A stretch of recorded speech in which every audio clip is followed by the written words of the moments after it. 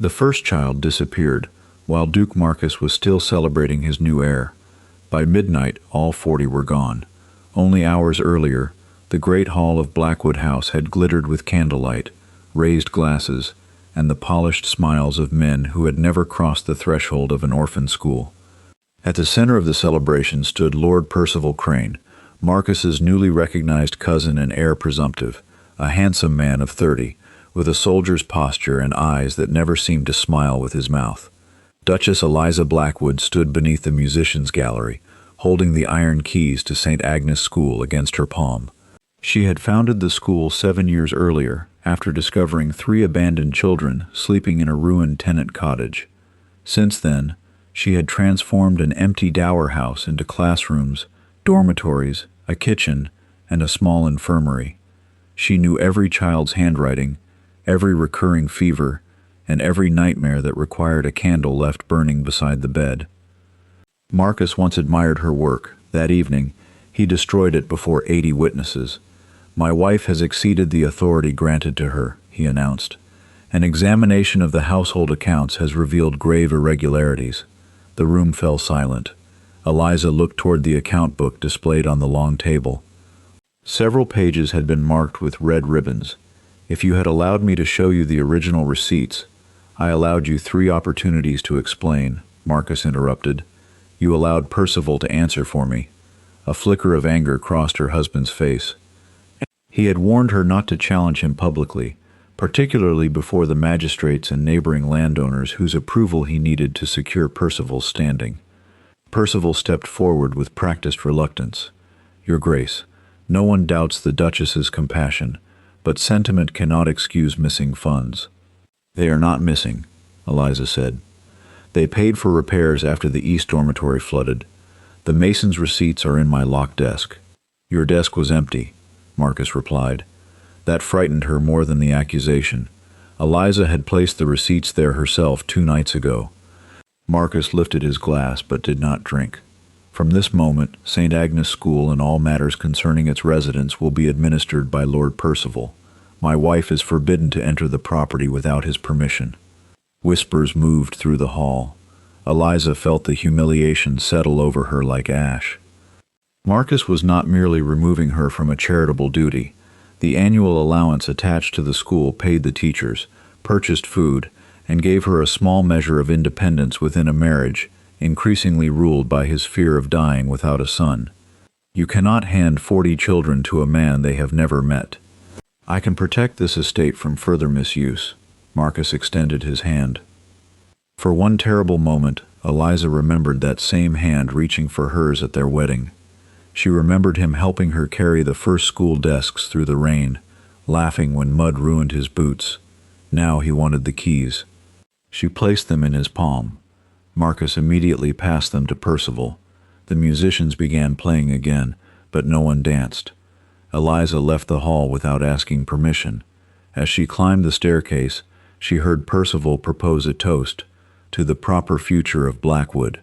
The guests answered with raised glasses. In her chamber, Eliza removed her diamonds and waited for the customary evening message from Samuel Reed, the oldest pupil at St. Agnes. Samuel was 9, solemn beyond his years, and determined to become a clerk.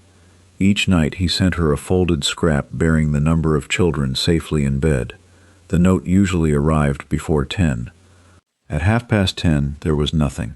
At 11 Eliza rang for her maid. Martha entered with a candle trembling in her hand. "Your Grace, His Grace has ordered the carriage horses kept in their stalls." "Then I shall walk. You are forbidden to go. So are the children forbidden to need me after dark." Eliza exchanged her silk slippers for boots and covered her gown with a plain wool cloak. She avoided the main staircase, crossed the kitchen garden, and followed the narrow path through the trees. St. Agnes stood less than half a mile from the house. Not one lamp burned in its windows. Eliza tried the front door. Locked. "Samuel." No answer. She moved around the building and found a loose section of the garden wall the children believed she did not know about. Her skirts caught on the stone as she climbed, but she dropped into the courtyard without calling for help. The kitchen door stood open. Inside, 40 bowls of vegetable stew remained on the tables. A thin skin had formed across each untouched portion, but steam still rose from the iron cooking pot. Eliza's pulse quickened. "Mrs. Finch?" The matron did not answer. A doll lay beneath one chair, its porcelain face broken through the center. Eliza recognized the blue dress she had sewn for it. It belonged to Lucy Bell, the youngest child in the school. Eliza picked it up and hurried toward the dormitory. The beds were empty. Every coat and blanket was gone, yet 40 pairs of shoes had been arranged in perfect rows across the classroom floor. Some belonged to children too young to walk far without them. There was no shouting, no overturned furniture, no blood, only a silence so complete that Eliza could hear the clock ticking in the headmaster's office. Then she noticed a faint scraping sound above her. "Who is there?" The sound stopped. Eliza took a candle and climbed to the attic. She searched behind trunks, beneath old curtains, and inside a cupboard used for winter linens. Nothing. When she returned downstairs, a gust from the open office door stirred a sheet of paper on the desk. It was a cargo manifest. At the top appeared the name of a merchant vessel, the Mercy Ann, scheduled to leave Greyhaven on the morning tide. Beneath it were 40 numbered entries, described only as estate dependents for colonial placement. At the bottom gleamed the black wax seal of the Duke of Blackwood, Marcus's seal. Eliza touched the wax. It was still soft. A floorboard creaked behind her. She spun around, raising the candlestick like a weapon. Mrs. Finch, the school matron, stood in the doorway. Blood ran from her temple, and one sleeve had been torn from her dress. "They took them," she whispered. Eliza caught the woman as her knees collapsed. "Who took them?" Mrs. Finch clutched Eliza's wrist with startling strength. "Lord Percival's men. They said the Duke had sold their contracts." Her breath broke into a sob. The youngest children were crying, so they gave them something to make them sleep. Eliza looked at the manifest again. Greyhaven was more than 4 hours away by a fast carriage. The tide would turn in 3. "Where is Samuel?" Mrs. Finch's eyes widened. "He escaped through the coal passage. He said he was going to warn you." A cold certainty settled in Eliza's chest. Samuel had never reached Blackwood House. Outside, wheels ground against the frozen road. Eliza extinguished the candle and moved to the window. A black carriage had stopped beyond the school gate. 2 men stepped down carrying lanterns and spades. The crest on the carriage door belonged to her husband. Eliza folded the manifest and pushed it inside her bodice. "Can you walk?" she whispered. Mrs. Finch tried to straighten, but her injured leg buckled beneath her. Outside, the iron gate opened with a long metallic groan. Lantern light moved across the courtyard. "Not quickly," the matron admitted. "The coal passage. Where does it lead?" "Beneath the old chapel. There is a burial stair opening into the churchyard." Eliza wrapped one arm around Mrs. Finch and guided her toward the kitchen. Behind the coal bin, they found a narrow wooden door blackened by years of soot. Eliza pulled it open, revealing 3 steep steps descending into darkness. "Follow the wall until you reach the cellar," she said. "Wait for me there. What are you going to do? If they discover the manifest is missing, they will know someone survived." Boots crossed the entrance hall. Eliza helped Mrs. Finch through the opening and closed the hidden door behind her. Then she moved into the pantry, leaving its door open by the width of a finger. 3 men entered the kitchen. 2 wore plain working coats, but neither moved like a laborer. One carried a spade, the other held a canvas sack and a ring of keys. The 3rd man removed his gloves beside the cold stove. Mr. Silas Vane, the Blackwood estate solicitor. For 12 years, Vane had prepared the family leases, settlements, and charitable accounts. He was also the man who had presented Marcus with the altered school ledgers. "Search the office," Vane ordered. "The transfer list must be burned before the inspectors arrive." One of the hired men glanced toward the untouched bowls. "What about the matron? She was unconscious when we left." "She is not in the dormitory." Vane's expression changed. Then she woke. Eliza slowly reached for the smallest kitchen knife hanging beside the pantry shelves and slid it into her sleeve. The 2nd man lowered his voice. "If she reaches the Duke "The Duke has already chosen whom to believe," Vane replied. "That is why Lord Percival insisted the school be placed under his control tonight." The words cut more deeply than Eliza expected. Marcus's betrayal had not merely humiliated her, it had given these men the authority they needed. Vane walked toward the pantry. "Search every room." The handle began to turn. A slate struck the classroom floor with a sharp crack. All three men spun toward the sound. The two hired men hurried from the kitchen. Vane followed more cautiously, drawing a small pistol from beneath his coat. Eliza slipped out of the pantry and crossed toward the coal passage. As she reached the hidden door, she saw a movement through the classroom entrance. A small hand appeared beneath the teacher's desk. Samuel. He had not knocked the slate down by accident. The boy was crouched behind the desk, one hand still gripping the cord he had used to pull it from its hook. Eliza nearly spoke his name. Samuel pressed one finger to his lips. Vane entered the classroom. "Come out." No answer. "I know someone is here." One of the men overturned the first bench. The second crouched to look beneath the row nearest the windows. Samuel crawled silently toward the opposite end of the desk. His wet stockings dragged across the floor, leaving a faint trail. Eliza saw that the men would notice it within seconds. She seized the iron cooking pot from the stove and hurled it through the kitchen window. Glass shattered into the courtyard. "There!" she shouted, lowering her voice. The hired men ran outside. Vane remained still for one suspicious moment before following them with his pistol raised. Eliza rushed into the classroom. Samuel crawled into her arms. His face was white with cold, and blood had dried along one knee. "You deliberately made that noise," she whispered. "I saw you near the kitchen. They were going to open the pantry. You should have remained hidden. They were going to find you." Eliza wanted to reprimand him, but there was no time. She took his hand and led him toward the kitchen. The courtyard lantern suddenly went dark. Vane had realized the broken window was a diversion. "Stop!" Eliza pushed Samuel behind the coal bin as Vane returned through the kitchen door. The pistol fired. The ball struck the wall beside Eliza, spraying plaster across her cheek. She pulled open the hidden door and forced Samuel down the steps before following him into the tunnel. They crawled through darkness on their hands and knees. Behind them, Vane shouted for lanterns and axes. Samuel moved quickly despite his injured knee. Halfway along the passage, they found Mrs. Finch leaning against the wall. "They heard the shot," she whispered. "They will enter the passage soon." Eliza helped her stand. Together they reached the chapel cellar, where a narrow stair climbed toward a sealed burial door. Eliza drove her shoulder against the rotting wood until the frame split. Cold air rushed inside. They emerged among the chapel graves just as lantern light appeared at the far end of the tunnel. Eliza led them behind a stone monument concealed by dead ivy. Only when Samuel stopped trembling did she examine his injured knee. "You tried to reach Blackwood House," she said. Samuel nodded. "I climbed into the back of their carriage because men were watching the road." "What did you hear?" "They stopped the other wagons at Renford Mill. Lord Percival said the children needed different coats and different names before the inspection." "What inspection?" "Two gentlemen are coming tomorrow to examine the school registers. Lord Percival said one girl must be gone before they arrive." Eliza's hand stilled. "Which girl?"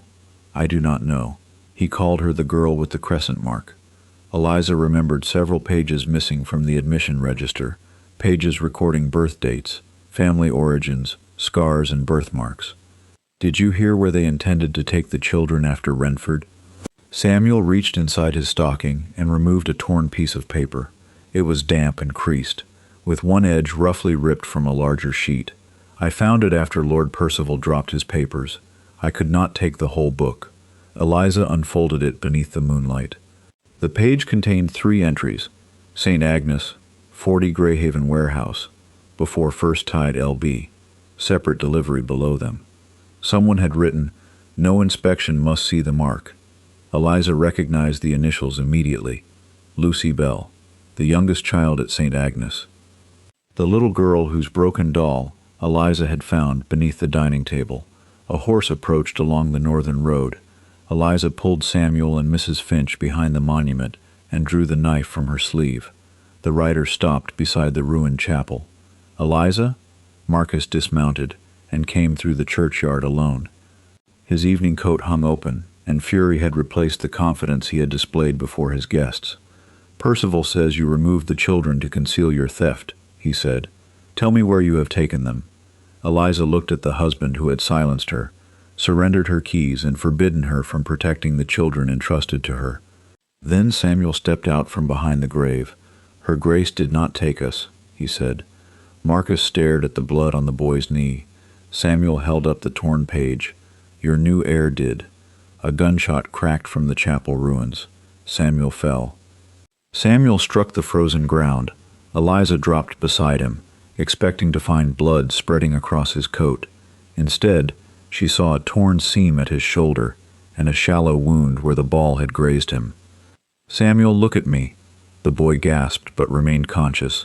Marcus drew his pistol and fired toward the ruined chapel. A shadow disappeared behind the broken doorway before fleeing into the trees. "Vain," Eliza said. Marcus stared after the gunman. "My solicitor just fired at a child. The same solicitor whose evidence you accepted without questioning it." Mrs. Finch pressed a strip of cloth against Samuel's wound. "The ball passed him. He needs warmth, but he will live." Marcus bent to help. Samuel recoiled from him. "Don't touch me." The Duke stopped. For the first time that night, his title could not command obedience. Eliza took the torn page from Samuel and held it out just far enough for Marcus to read. 40 children were taken under documents bearing your seal. Percival's men stopped at Renford Mill. Lucy Bell is to be separated from the others before tomorrow's inspection." Marcus examined the handwriting. "This does not prove Percival ordered it. A man used your carriage to search the school. Your solicitor tried to kill Samuel for carrying this page. What more must happen before you question them? I will summon the magistrate. Vane prepares the magistrate's papers. Percival commands your household guards, and you gave both men access to your authority." Marcus's jaw tightened. "Then what do you expect me to do? Choose." Eliza's voice remained quiet. "You can return to Blackwood House and protect your reputation, or help me reach those children before the wagons leave Renford." Marcus looked at Samuel's wound, then at the Blackwood crest visible on the carriage beyond the chapel. The consequences of his decisions were no longer numbers in an account book. They were bleeding in front of him. A tenant widow lived beyond the east field. Marcus carried Samuel to her cottage while Eliza supported Mrs. Finch. The widow admitted them without hesitation and brought clean linen, hot water, and blankets. Before Eliza left, Samuel caught her hand. "Lord Percival said the inspectors must not see Lucy's mark." "What mark?" He did not say. Eliza thought of the missing admission pages. They contained the children's origins, scars, and birthmarks, details that could establish an identity long after a name had been changed. "I will find her," Eliza promised. Outside, Marcus gave Eliza his horse and borrowed the widow's mare. They rode north without servants or lanterns.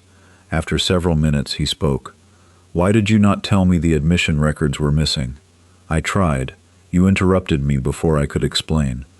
"I had accounts bearing your signature. You had papers presented by the man who benefited from disgracing me." Marcus looked ahead. "I believed Percival was protecting Blackwood." "No. You believed him because he offered you a male heir." The accusation landed cleanly. Marcus had recognized Percival as heir presumptive only weeks earlier, desperate to secure the future of his title after years without a son. Eliza had warned him that eagerness was not evidence of loyalty. He had called her bitter. "I should have examined the receipts," he said. "You should have examined the man." Renford Mill appeared beside the river, its wheel motionless against the dark water. Fresh wagon tracks crossed the frozen yard. Marcus dismounted and studied them. 3 wagons arrived, he said. Only 2 left toward Greyhaven. Eliza saw the 3rd set of tracks ending beside the mill doors. 1 remained. Inside, the air smelled of damp grain and something bitterly medicinal. A row of small tin cups stood on a workbench, dark residue clinging to their bottoms. Then a weak cry came from the loft. Eliza climbed the ladder and found 6 children beneath rough blankets. Lucy lay among them, barely conscious. Eliza pushed the girl's hair aside while checking for fever. Behind Lucy's left ear was a small crescent-shaped birthmark. Below them, the mill doors slammed shut. A man's voice called from the darkness. "Her Grace has found the girl." Lanterns flared on the ground floor. Percival entered with Silas Vane, 2 Blackwood guards and 4 hired men. He looked up toward the loft, his expression calm. "Bring Lucy down, Eliza. The other children are of no concern to you now." Eliza drew the girl closer. "You removed 40 children under false names, under lawful apprenticeship agreements approved by the Duke." Marcus stepped between Percival and the latter. "I approved no such transfer." Vane produced a folded authorization. Marcus recognized his signature immediately. Months earlier, Percival had persuaded him to sign several incomplete documents while preparing an application concerning the Blackwood warehouses.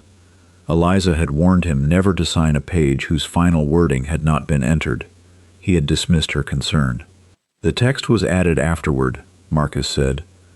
"But the signature is yours," Vane replied. One of the guards looked uncertain. "Your Grace, Lord Percival says, the Duchess abducted the children." Marcus faced him. "You have 6 drugged children above you. Decide whether you serve Blackwood or hide a crime committed in its name."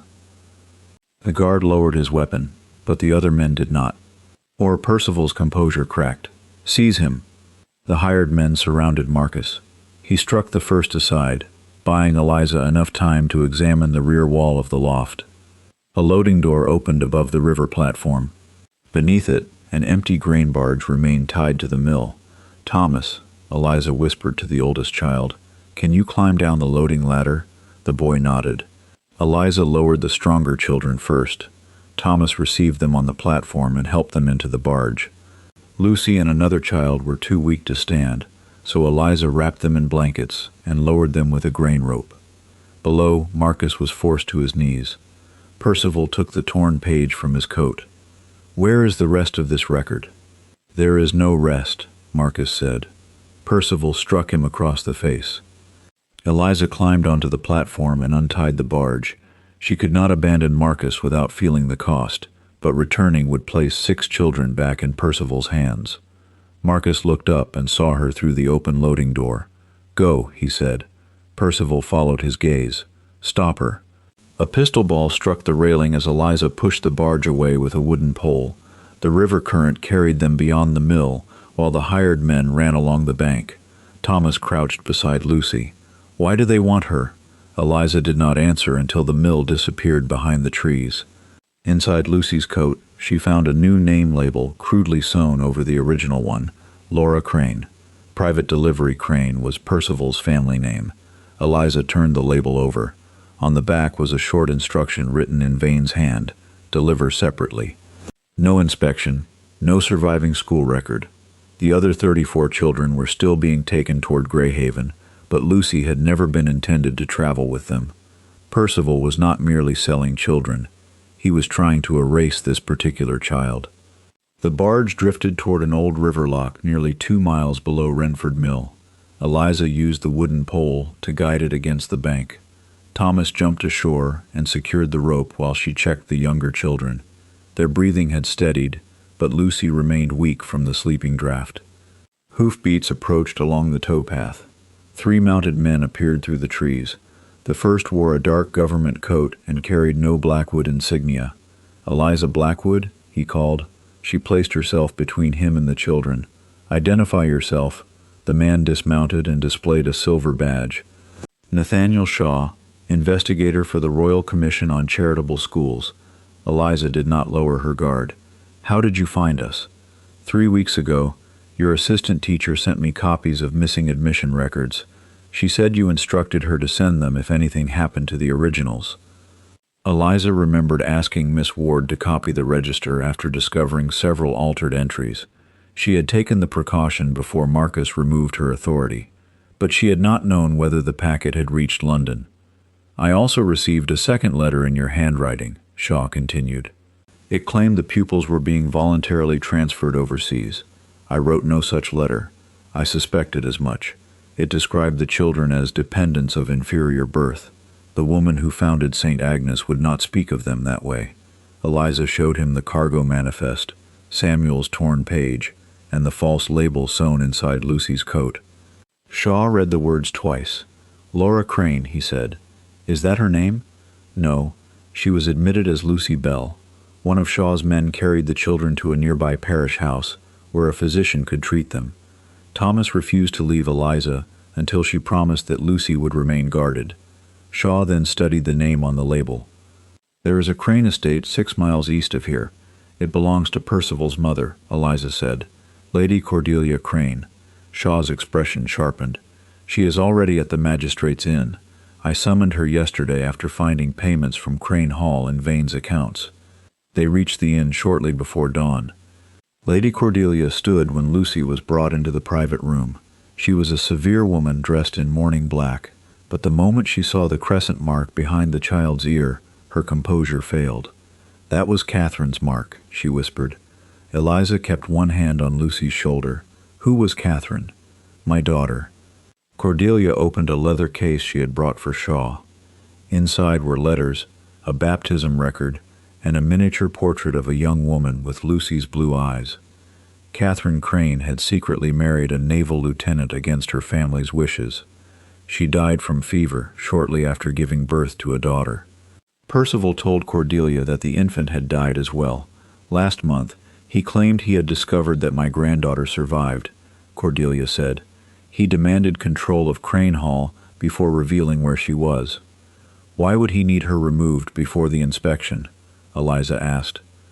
"Because Catherine's marriage was lawful. Under my settlement, her child inherits Crane Hall.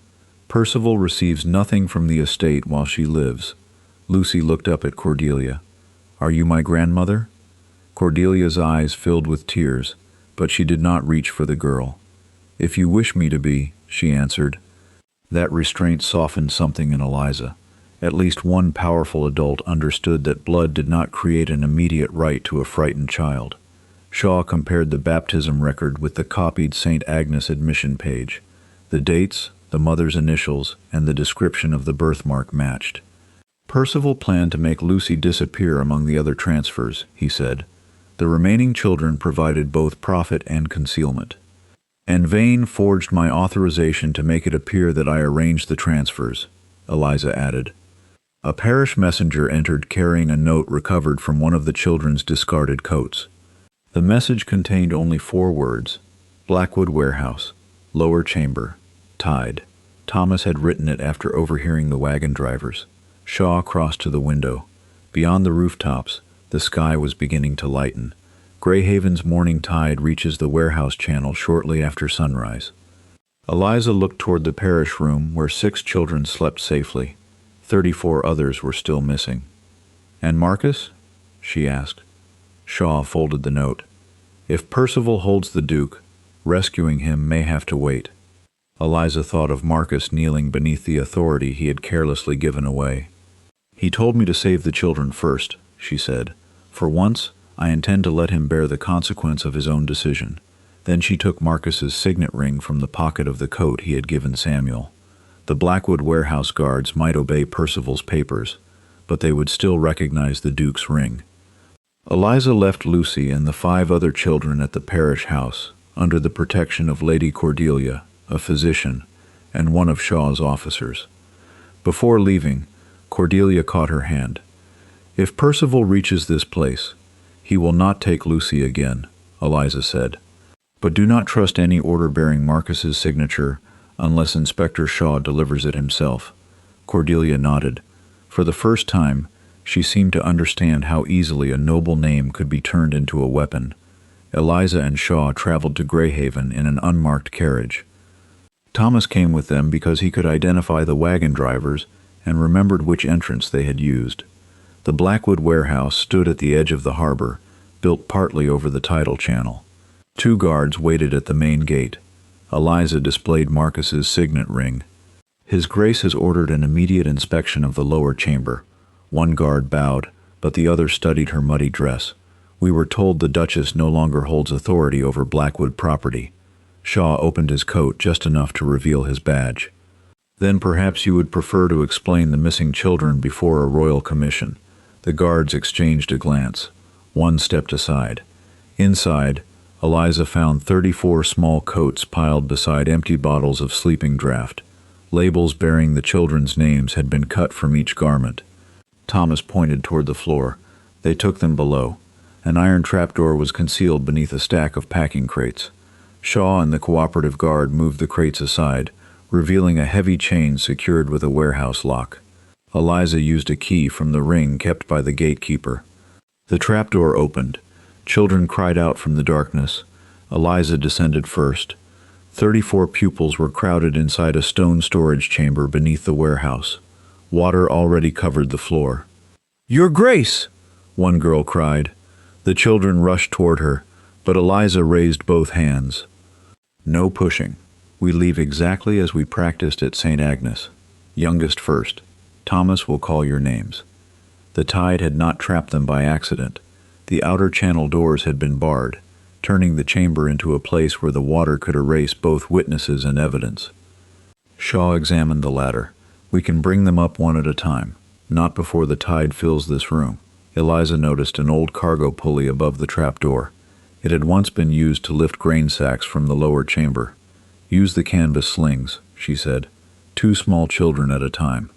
Thomas organized the line while Shaw worked the pulley with the guards. Eliza remained below, calming the children and lifting them into the sling. The first 6 reached the warehouse floor safely.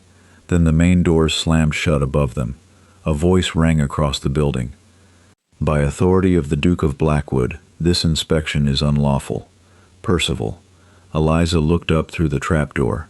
Percival entered with Vane and several hired men. He held another authorization bearing Marcus's signature. Shaw climbed to the warehouse floor and displayed his badge. "There are children confined beneath this building. They are under lawful transport contracts," Vane replied. "The Duchess placed them there after abducting them from St. Agnes." Thomas stepped forward. "That is a lie." Percival looked at him with recognition. "You should have remained beneath the desk." One of Shaw's officers drew his pistol. Percival's men did the same. The 2 warehouse guards stood between them, uncertain which authority to obey. Eliza climbed halfway up the ladder. "Look below," she told them. "Percival's paper cannot change what you can see."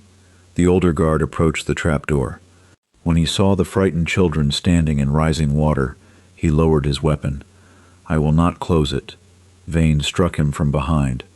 The guard collapsed. Percival seized the pulley rope and cut it with a knife. The canvas sling dropped, but Thomas caught the 2 children before they struck the floor. The rescue stopped. Below, water reached Eliza's knees.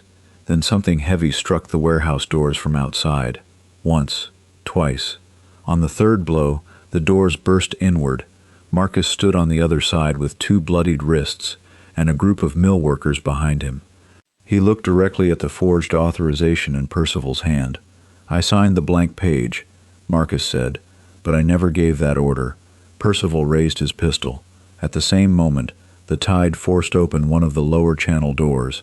A wall of water rushed toward the children. The incoming tide struck the lower chamber with enough force to knock several children from their feet. Eliza caught the youngest girl before the current carried her toward the open channel door. "Hold the wall," she shouted. "Keep your hands on one another."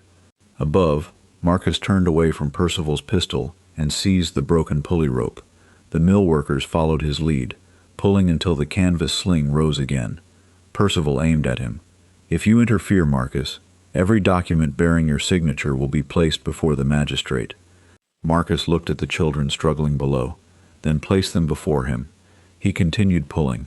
Shaw's officers moved between Percival and the trapdoor. The warehouse guards, having seen the flooded chamber, joined the rescue instead of obeying the forged authorization. Children rose 2 at a time. Eliza remained below, keeping them in order as the water climbed from her knees to her waist. Thomas called each name from above and counted every child who reached safety. 28! The channel door groaned. Its lower hinge tore away from the stone. 29. A frightened boy named Peter clung to a support post and refused to move.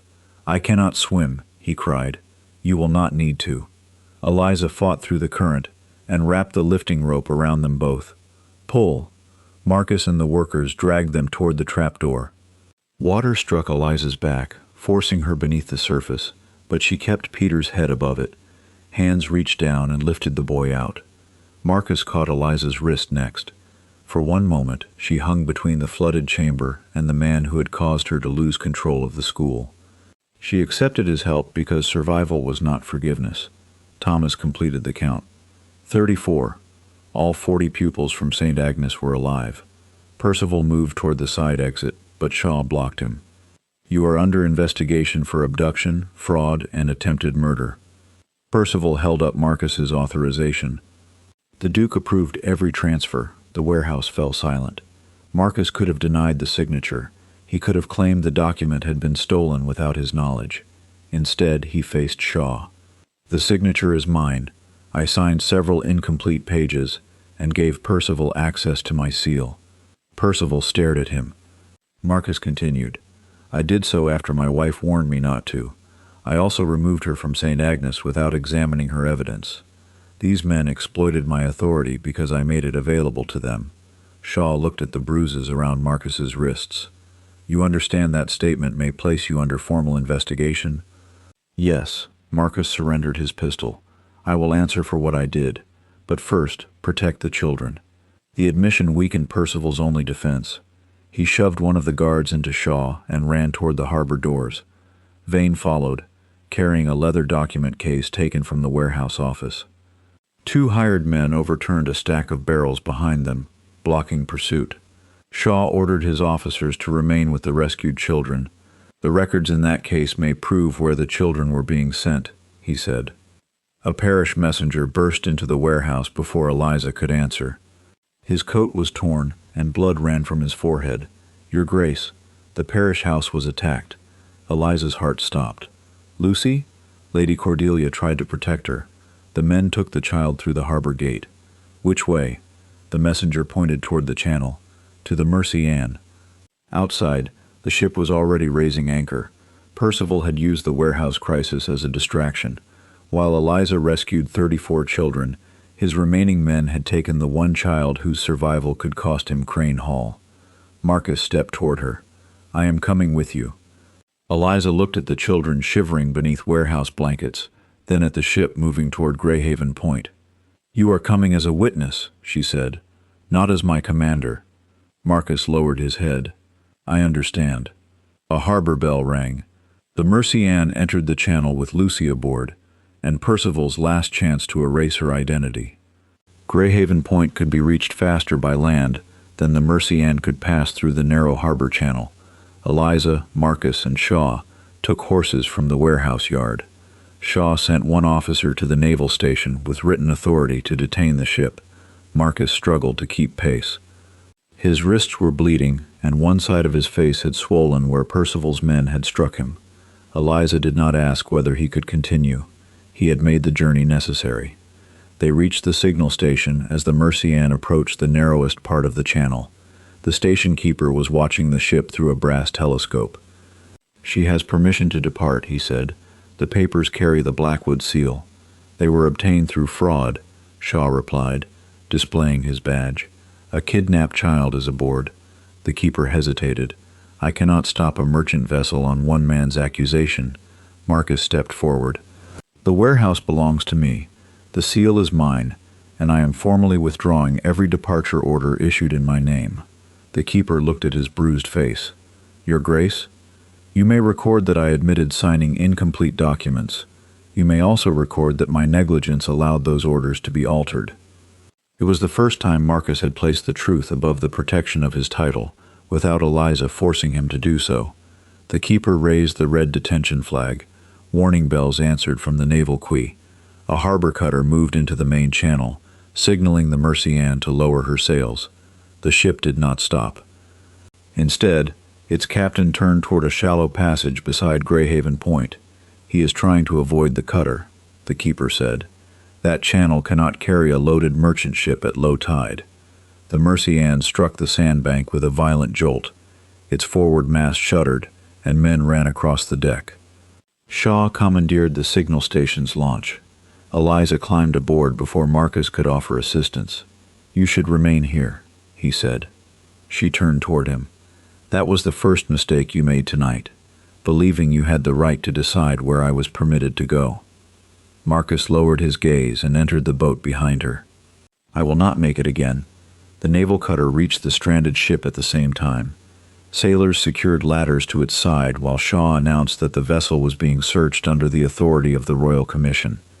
A crewman fired from the deck. The shot struck the launch, splintering the wood beside Eliza's hand. The naval officers returned fire above the men's heads, forcing most of the crew to surrender. Eliza climbed the ladder with Shaw while Marcus followed. From beneath the quarterdeck came the sound of a child crying. "Lucy!" Eliza called. The crying stopped. Then a small voice answered, "Your Grace?" Eliza followed it to a locked cabin. Marcus broke the door with a boarding axe found beside the mast. Lucy stood inside with her wrist tied. The moment Eliza entered, the girl ran into her arms. "I knew you would come," she sobbed. Eliza cut the rope and examined her for injuries. "Where are Percival and Mr. Vane?" Lucy pointed toward the cargo stairs. The man with the gray coat took a leather box below. Lord Percival said they would burn everything before the officers found it. Shaw ordered 2 sailors to remain with Lucy. Eliza refused to leave the girl until Marcus knelt several feet away. "I will stay here," he said. Lucy shrank closer to Eliza. Marcus did not reach for her. "You do not have to trust me," he told the child, "but no one will take you through that door." Eliza placed Lucy in the care of the naval officer rather than her husband. "Marcus is a witness," she said. "He is not her guardian." The words wounded him, but he accepted them. Eliza and Shaw descended into the cargo hold. Smoke already drifted through the passage. They found shelves filled with apprenticeship contracts, altered school registers, buyer correspondence, and payment books. The documents proved that Percival and Vane had transferred children under false identities. Vane stood at the far end of the hold with a lantern in one hand. Percival held a pistol in the other. Between them lay a line of lamp oil leading toward the shelves. "You may take the girl," Vane said, "but you will leave without the evidence." He dropped the lantern. Flame raced across the floor. The flame raced toward the shelves. Eliza seized a wool cargo blanket and threw it over the burning oil. Shaw overturned a water barrel, but the fire had already climbed the wooden wall. Percival fired once, forcing them behind a support beam. Then he and Vane fled toward the deck. Smoke thickened inside the hold. Eliza could not save every record. She pulled 2 canvas mail sacks from a hook and chose only the documents that established a clear pattern: the original St. Agnes register, the forged apprenticeship contracts, the warehouse payment book. Letters ordering children's names to be changed before departure. "Leave the rest," Shaw said. "The fire is spreading toward the powder store." Eliza looked at the shelves containing years of stolen identities. Abandoning them felt like allowing part of the crime to survive. Then Lucy screamed from above. Eliza dropped the second half-filled sack and ran. On deck, Percival had seized Lucy from the naval officer during the confusion. He stood near the rail, with one arm around the child and his pistol pressed beneath her chin. Vane was lowering a small boat over the side. "Give me the evidence," Percival ordered, "or the girl goes into the water." Eliza placed the single mail sack on the deck. "Let her go. You first." She pushed the sack toward him with her foot. Lucy's eyes remained fixed on Eliza. The child was trembling, but she remembered the emergency signals taught at St. Agnes. Eliza tapped the deck 3 times with the heel of her boot. "Drop." Lucy allowed her knees to collapse. Percival lost his grip. Marcus struck his pistol arm aside while Eliza pulled Lucy across the deck. The weapon discharged into the mast. Shaw tackled Percival before he could recover. Vane cut the final rope holding the escape boat, but sailors from the harbor cutter seized him as soon as he landed inside it. Below deck, the fire reached the remaining records. The naval officers evacuated the ship. Eliza carried Lucy down the ladder herself, refusing to release her until they reached the cutter. Behind them, smoke poured from the Mercy Ann. Most of the evidence burned, but the children were alive, and one sack had survived. On shore, Lady Cordelia ran toward Lucy. She stopped several feet away, waiting for the child to choose. Lucy looked at Eliza first. "May I go to her?" "Yes." Only then did Lucy enter her grandmother's arms. Shaw examined the rescued documents. They proved that Vane had forged school records and arranged unlawful transfers through the Blackwood warehouse. but Percival's name did not appear on the surviving contracts. He kept himself outside the written orders, Shaw said. We can connect him to Lucy through Lady Cordelia's testimony, but his solicitor will argue that Vane acted alone. A familiar voice answered behind them. He did not. Samuel stood beside Mrs. Finch, his wounded shoulder bandaged. The boy removed his right shoe and pulled a folded strip of paper from beneath the inner lining. When I tore the page from Lord Percival's book, I kept the lower half. The fragment contained payment dates, Vane's initials, and a direct instruction signed P. Crane. Remove LB before inspection. Destroy original admission page. Crane Hall cannot pass to the girl. Beneath it was a list of payments for the other 39 children. Shaw placed the two fragments together. Their torn edges matched. For the first time, the evidence connected Percival directly to Lucy, the false transfers and the attempt to erase the St. Agnes records.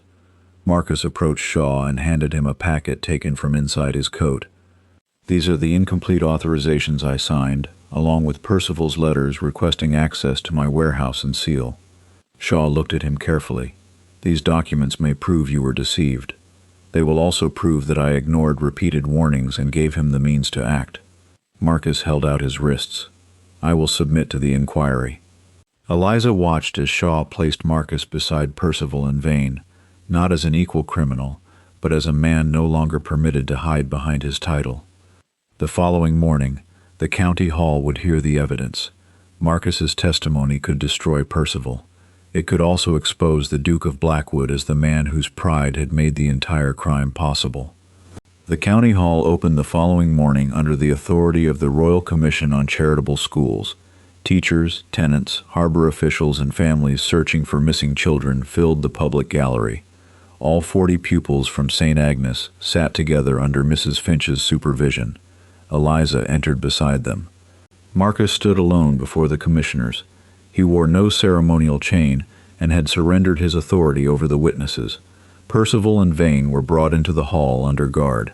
Inspector Shaw presented the evidence in order. First came the manifest bearing the Blackwood seal, listing 40 children as estate dependents. Then the false apprenticeship contracts, the altered admission register, and the warehouse payment book. Mrs. Finch testified that Percival's men had drugged the children and removed them from St. Agnes only hours after Marcus transferred control of the school to him. The surviving warehouse guard described finding 34 children locked inside a chamber designed to flood with the morning tide. Vane attempted to blame Marcus. Every order carried the Duke's signature. The warehouse belonged to him. His wife discovered the transfers and acted only when she feared exposure. The gallery erupted. Marcus could have protected himself by denying all responsibility. Instead, he stood. The transfers were concealed from me, he said, but the authority that made them possible was not stolen. The room fell silent. I signed incomplete documents. I gave Percival access to my seal and warehouse. My wife warned me to investigate him, but I dismissed her, because I wanted a male heir who promised to preserve my title. He looked toward Eliza. I accused her publicly without examining her receipts. I removed her from the school she founded and prevented her from reaching the children. Percival and Vane committed these crimes, but they succeeded because I valued obedience above truth. The chief commissioner recorded every word. Marcus then surrendered the original letters in which Percival requested control over Blackwood property. The dates matched the altered authorizations and payments in Vane's ledger. Percival rose angrily. Vane prepared those papers. I never ordered any child harmed. Samuel stepped forward. His shoulder was still bandaged, but his voice remained steady. He gave the commissioners the 2 pieces of paper torn from Percival's notebook. The edges matched perfectly.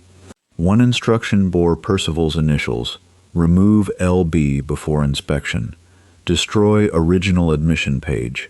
Crane Hall cannot pass to the girl. Lady Cordelia presented Catherine's marriage record, Lucy's baptism certificate, and the letters proving that Lucy was her lawful granddaughter. The birth date and crescent-shaped mark matched Eliza's copied admission record. Percival had intended to erase Lucy's identity so he could inherit Crane Hall. The other 39 children provided profit and concealed her disappearance within a larger transfer.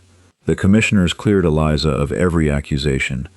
Percival was committed for trial on charges of abduction, fraud, attempted murder, and conspiracy. His authority over Crane property was revoked, while Crane Hall was placed in trust for Lucy until she reached adulthood. Vane faced prosecution for forgery, unlawful confinement, trafficking, destruction of evidence, and attempted murder. The surviving payment book led investigators to several agents and shipowners involved in the false apprenticeship scheme. Marcus was not charged as a conspirator, but neither was he declared blameless. He resigned his seat as county magistrate and surrendered control of the Blackwood charitable funds to independent trustees. His warehouse accounts were placed under formal examination, and the building itself was transferred to a rescue fund for children recovered from unlawful labor contracts. St. Agnes would never again belong to the Duke.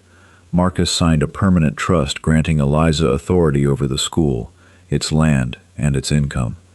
No Blackwood heir could remove her or use the institution's funds. He also restored the money taken from the school and publicly withdrew every accusation he had made against his wife. 3 months later, St. Agnes reopened. The great hall of Blackwood House had once contained 80 witnesses when Marcus took the school keys from Eliza. She required him to return them before those same neighbors, teachers, and estate officials. Marcus stood beneath the musicians' gallery without Percival at his side. "My wife did not steal from St. Agnes," he said. "She preserved it while I placed its children in danger. I damaged her reputation because I preferred an easy accusation to an inconvenient truth." He placed the iron keys on the table between them. Then he handed Eliza a deed of separation. It guaranteed her residence, independent income, and freedom from his interference. "I have repaired what the law permits me to repair," he said. "I know that does not restore what I destroyed between us." Eliza studied the man she had once loved. His remorse was real. So was the memory of him passing her keys to Percival, while a room full of people watched. "I will not return to Blackwood House." Pain crossed Marcus's face, but he did not argue. "I understand. And you will not visit St. Agnes without invitation. You have my word." Eliza picked up the keys. Outside, Samuel rang the school bell. Thomas opened the gates, and Lucy crossed the courtyard beside Lady Cordelia, carrying the repaired doll Eliza had found on the night of the abduction. 40 pairs of shoes stood beneath the classroom benches. They were not abandoned or arranged by frightened men. They were wet with mud from children running through the garden. Eliza unlocked the classroom herself and held the door open. One by one, every child came home.